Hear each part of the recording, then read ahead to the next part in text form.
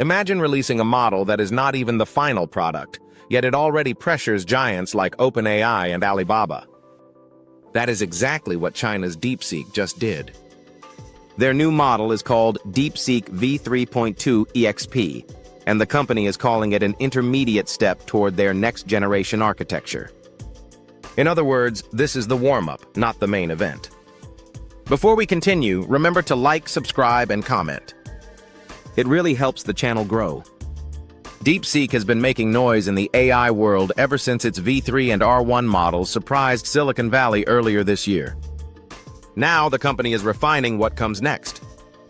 The new V3.2 Exp model is designed to be more efficient to train and better at handling long sequences of text. Think of tasks like analyzing documents, research papers, or conversations that stretch on for thousands of tokens. The company says this version improves that significantly. One of the key innovations is something called DeepSeek Sparse Attention. This mechanism reduces the amount of compute needed during training and inference. That means lower operating costs and faster performance in certain tasks. And DeepSeek is backing that up by cutting API prices by over 50%. That creates real pressure for competitors who rely on large budgets and expensive cloud compute to stay ahead. What makes this interesting is the strategy. DeepSeek is not promising hype. They are positioning this as a stepping stone toward their next major release. If that release matches the capability of previous models like V3 and R1, but at a fraction of the cost, it could shift pricing expectations across the industry.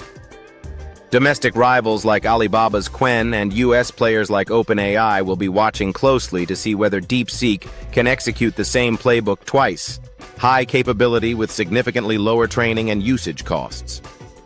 If that happens, the market will feel it. If you want to go deeper into how pricing pressure is reshaping the AI landscape, check out the related video in the corner right now.